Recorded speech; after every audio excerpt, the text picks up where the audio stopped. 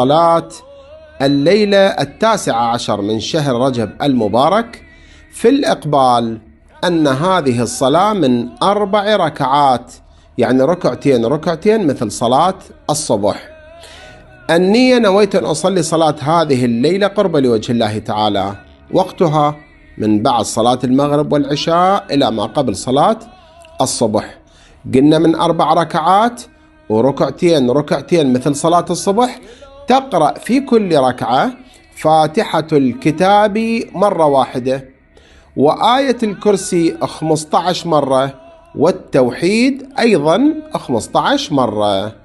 أجرها يا رسول الله: النبي الأكرم محمد صلى الله عليه وآله قال: من صلاها أعطاه الله سبحانه وتعالى من الثواب مثل ما أعطى لموسى عليه السلام، وبكل حرف ثواب شهيد، ولا يحاسبه، ويدخله الله الجنة بغير حساب. أي أجر هذا؟